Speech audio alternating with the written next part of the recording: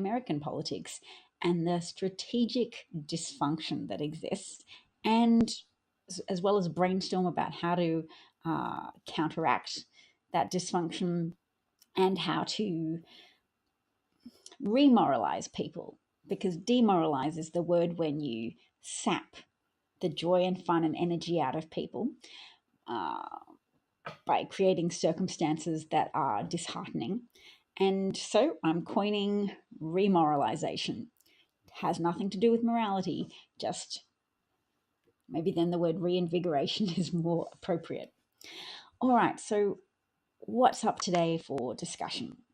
The Ginni Thomas story, which is that the wife of a sitting Supreme Court justice, the longest sitting Supreme Court justice currently serving on the Supreme Court bench, known or infamous for having a credible allegation made of sexual harassment made against him by Anita Hill decades ago, and that he is married to Ginni Thomas, whose text messages to Mark Meadows during the month of November have been released and have been reported on by CNN and by Bob Woodward and Robert Costa at the Washington Post, detailing her apparently genuine, wholehearted belief that Biden and that other members of the Democratic establishment would be trialed for sedition and would be living on barges off Guantanamo Bay, and that everything possible needed to be done to restore Trump to office, that it was a battle of good against evil, and that and thanks Mark Meadows, she feels better about this after talking to him and also a big chat to her best friend. Now, it's been established that she refers to her husband, Clarence Thomas, sitting conservative Supreme Court justice, as her best friend.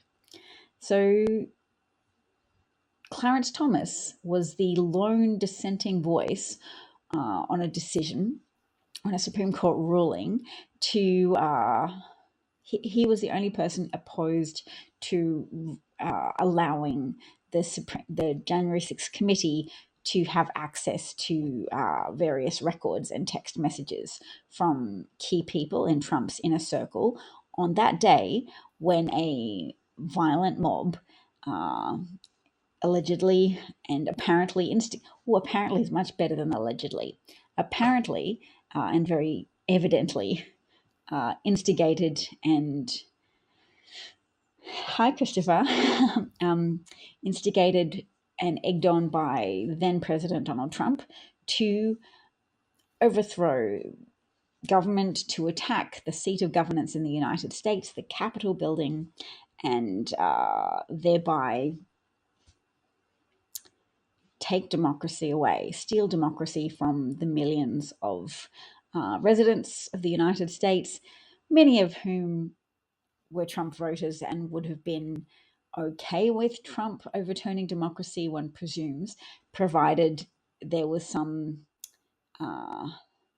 nod to respectability. So having the Supreme Court legitimize that theft, having if martial law had been declared because the Capitol rioters, the January 6th insurrectionists, if they'd succeeded in delaying the purely procedural confirmatory counting of the Electoral College votes, which was just a formality to confirm Biden's election.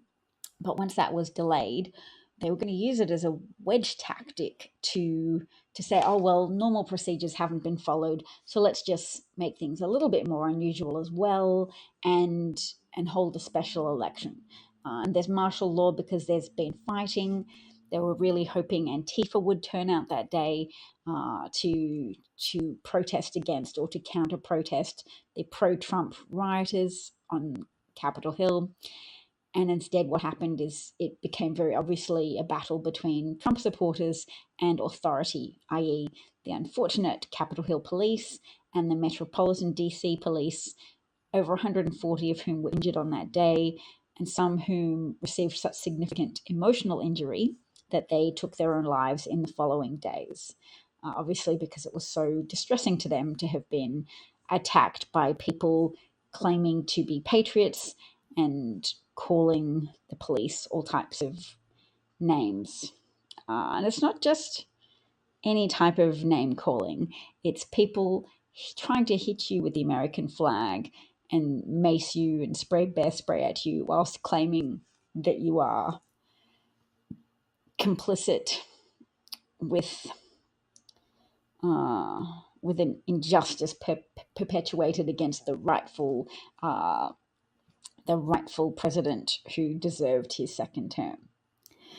So that's it was more easy for America to see, for moderates in America to see the dangers of Trumpism, when you could literally spend the day of January the 6th watching updates showing the violence, showing the aggression of delusional Trump supporters who were baited into this attack on their own federal Capitol building.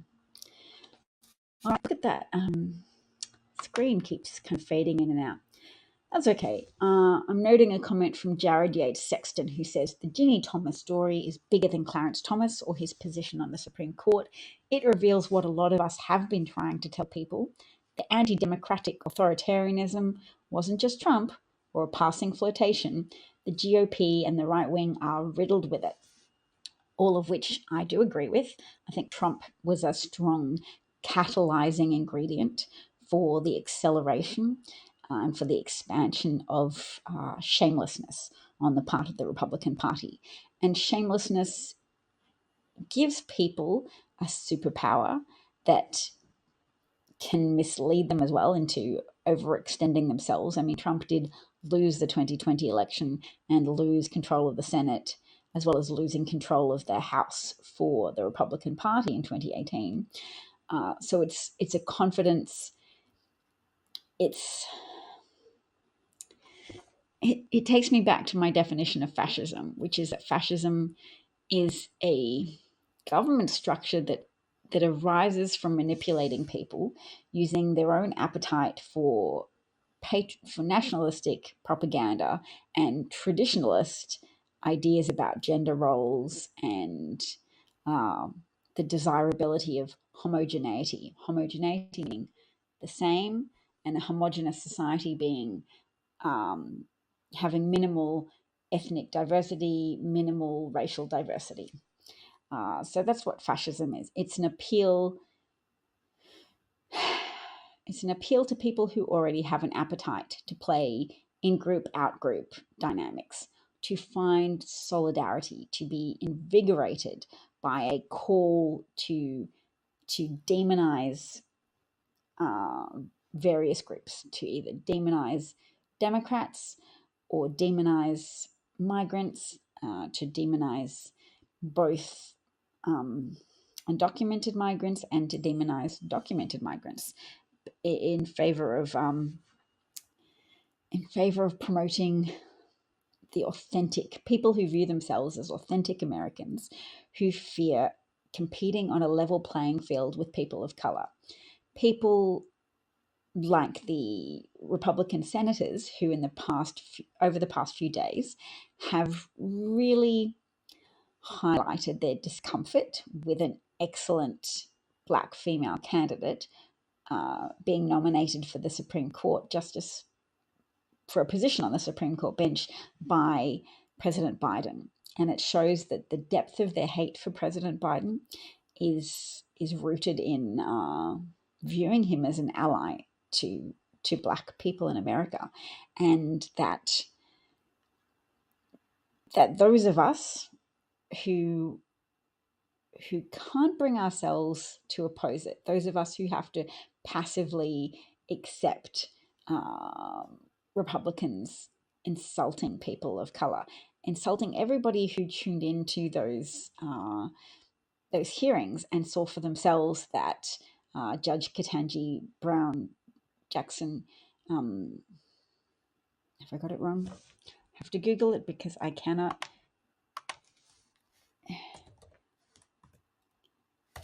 Ketanji Brown Jackson, yes, Ketanji Brown Jackson could see for themselves what a high caliber intellect that woman is, and that her background, the Ivy League education, the sitting as a judge on the district court, sitting on the sentencing commission, having served as a public defender, she's jumped every obstacle, every hoop that is required to qualify as a credible candidate. Oh, Paul's there as well. Hello, Paul. Hello, Christopher. I am using HAPS today. I've come back. I left for a little while when I couldn't work out how to share my screen. I do like to be able to share my screen with some information. So if you're seeing this in the same format I am, Twitter is above my head, and Twitter is what I point to sometimes for validation. So yes, Ketanji Brown hearing. Oh look, this is a point I wanted to share that I've been trying to articulate in my own way, but Dan Frumkin, who is an editor of Press Watch and has written for The Intercept, for HuffPost and Washington Post, and takes it upon himself to afflict comfortable journalists. That's great, because we have to work through that discomfort, work through that passive enablement of ratcheting authoritarianism around the world, as is very poignantly illustrated at the moment by Putin's attacks on Ukraine.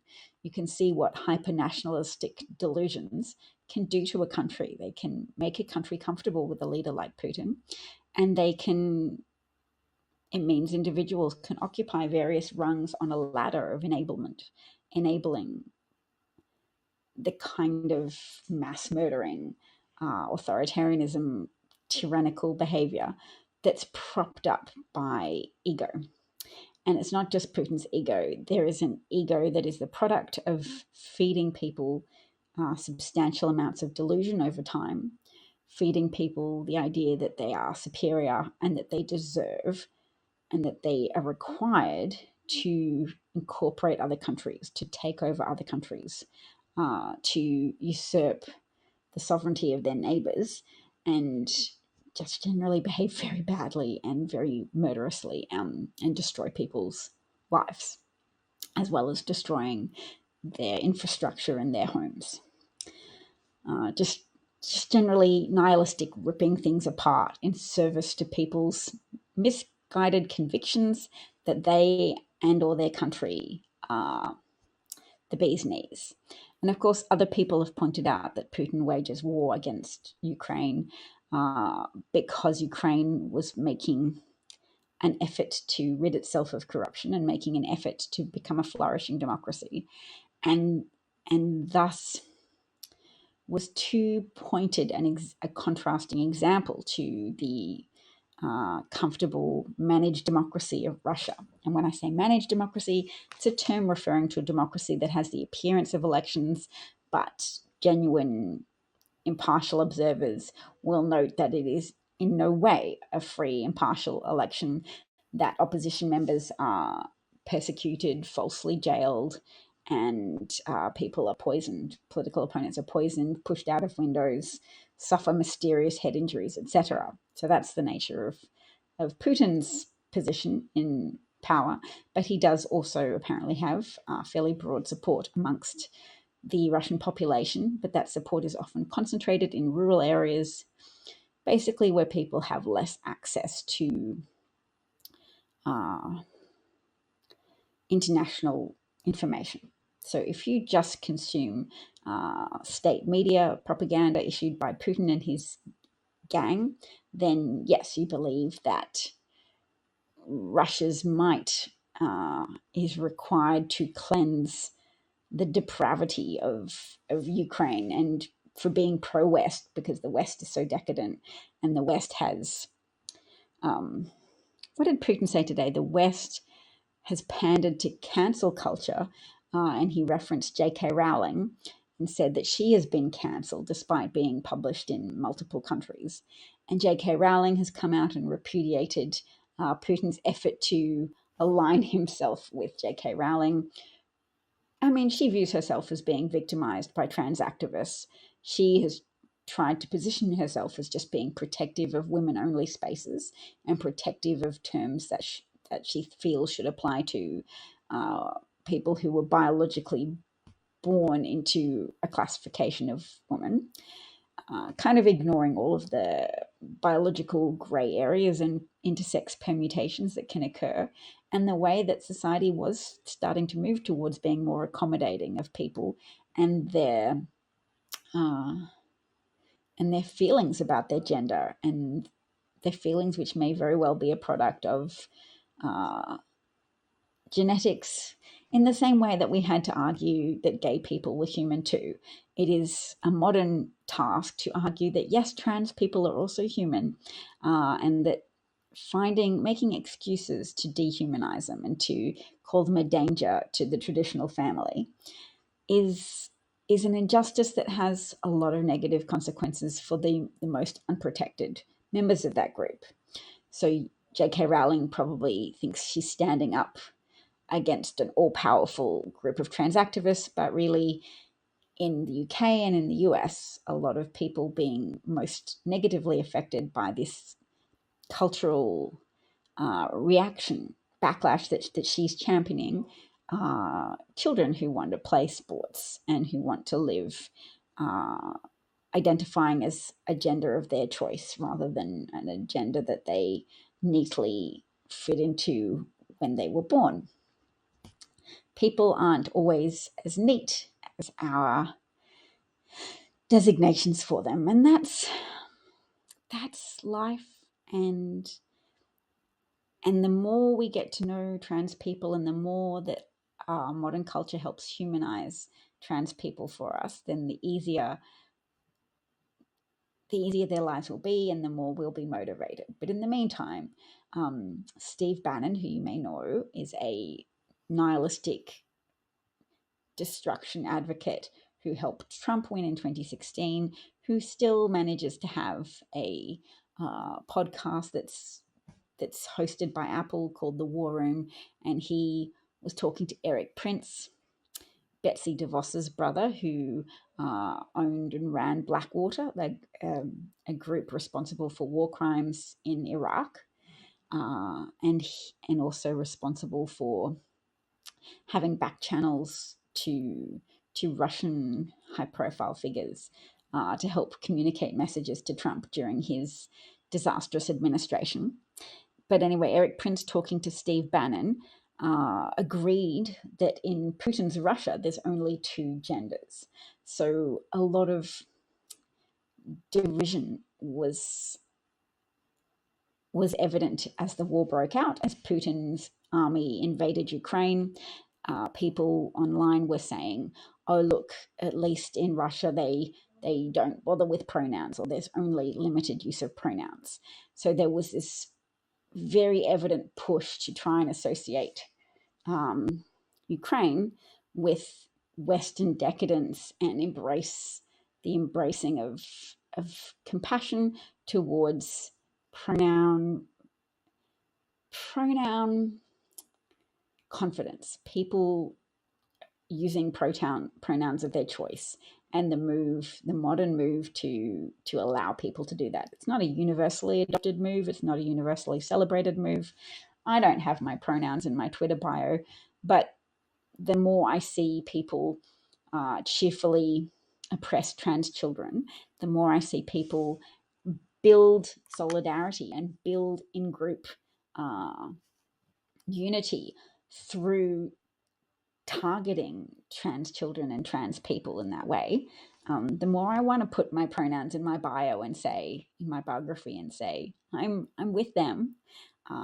My background is Jewish, and I know how much political mileage fascists get out of saying they are in the out group. And let's build our own confidence and sense of purpose and solidarity by sharing lots of jokes with each other about how much we despise pronoun usage. We'll build up the sense that we are morally righteous and they are morally decadent. And all those arguments are in stark relief whenever Putin makes a speech at the moment and tries to justify why he is inflicting carnage on the people of Ukraine. Oh, I'm going to go soon, but I know there's a couple more things to cover, so let's have a look.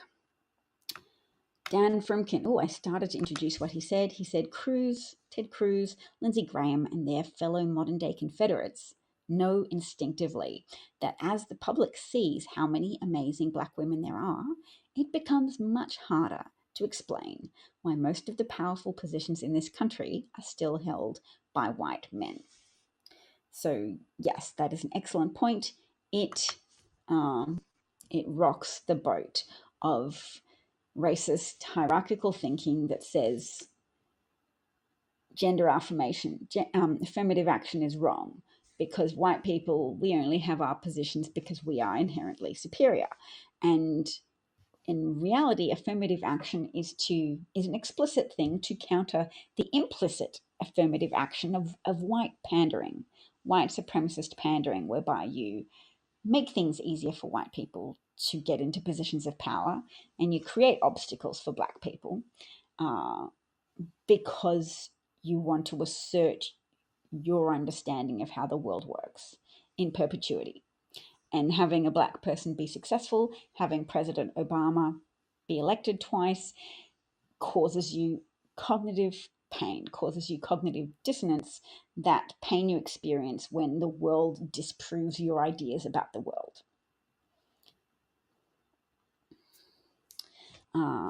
A journalist for Rolling Stone called Hunter Walker, who's written for Rolling Stone, The Atlantic, and New Yorker, notes that 3 separate sources told him they believe they saw Ginni Thomas at the Willard Hotel on January the 6th. That's the hotel where the rally planners had a headquarters and the Trump allies working to overturn the election had a command center. I'm just also going to quickly note that the House, the Republican Party, minority party, Senate Judiciary component tweeted that they need actually more people like Justice Clarence Thomas, because there's obviously growing criticism of Thomas and calls for him to resign, knowing that his wife's text message to Mark Meadows are strong evidence that she was hell-bent on fomenting insurrection, that she was seditiously trying to overthrow the government, all while accusing Biden of perpetuating the greatest heist America's ever seen, with no evidence, using Looney Tune links to YouTube videos made by people who also asserted that Sandy Hook was a hoax and that those,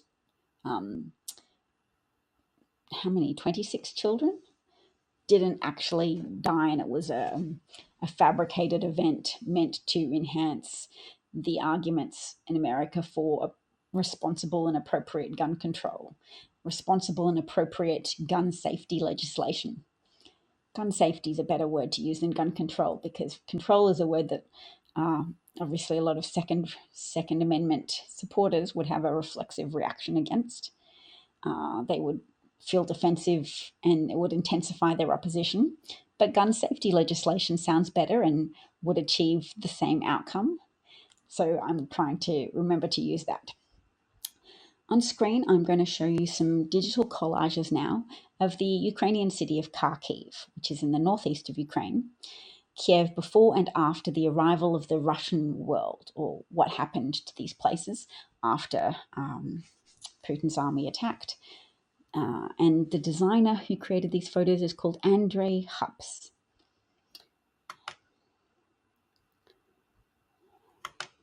So you can see this is a collage picture of before and after a building after it's been shelled by Russians.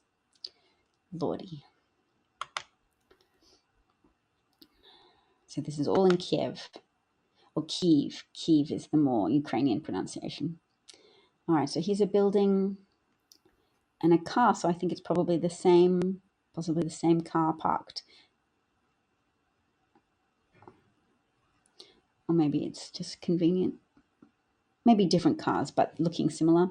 And he's managed to take that same angle.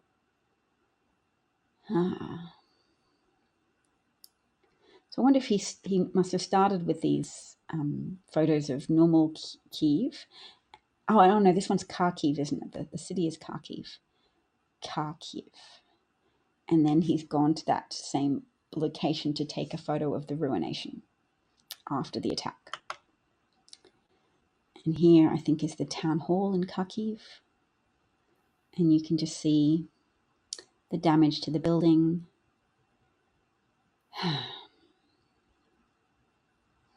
What happens to cars and the pavement? The road is all torn up. And everything just takes on this greyness. And there, the sky on the left, the sky is blue, and everything's so relatably normal. I think sometimes when people in the West see burnt out or pictures of burnt out buildings in Syria or in Ukraine, it sometimes is hard to relate to because you don't have in your mind what those cities looked like before. So these images, I really commend the artist for making it so vivid for people, that contrast between what these cities were like more than a month ago. The war has been going on for a month, and this is what Putin's ego has created. This is what Putin's ego and the collective dysfunction that he has helped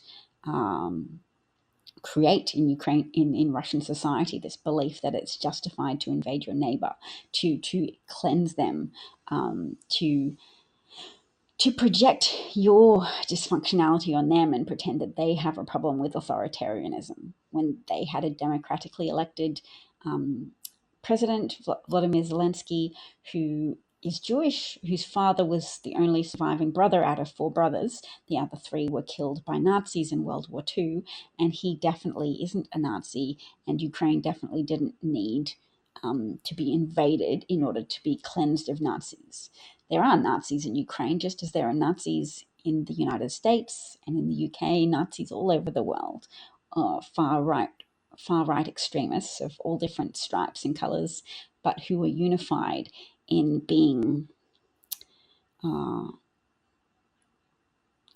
of toxically attached to nationalism in a way that they would burn things to try in their belief that they could create a better world order from the ashes of their communities that they want to burn, or other people's communities. They want to make men be men and women be women. That's often how fascists operate, often wanting to restore gender roles and what they see as pure traditional societies. And yeah. So thank you to everybody who listened today. Thank you, Christopher, Paul, and Paul, for dropping by. I hope you enjoyed the broadcast. I hope you share those pictures. I'll go back so I can show you the source. It's the Toronto television source, Ukraine's leading YouTube channel. Okay.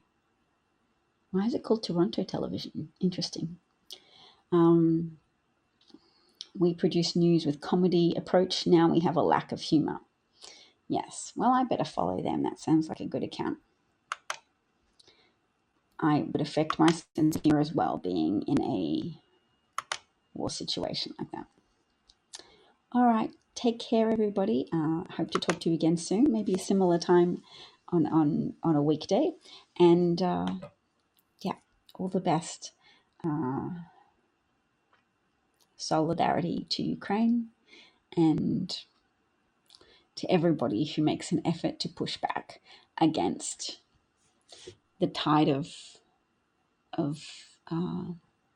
fascistic yearning that a lot of people have nowadays. At least the Ukrainian war has made a lot of Republicans repudiate their former ties to Russia that they're now pretending they didn't have.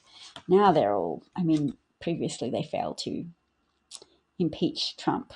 The Republicans failed to impeach Trump after he was impeached in the House, where there's a Democratic majority, for his efforts to blackmail President Vladimir Zelensky, by withholding $300 million worth of promised military aid that Congress had apportioned in exchange for what he wanted, which was a promise to announce an investigation into Joe Biden's son, a promise to essentially foment bad press for his political rival in what he anticipated would be the 2020 election battle. Don't forget to remind people, if you talk to them, about that.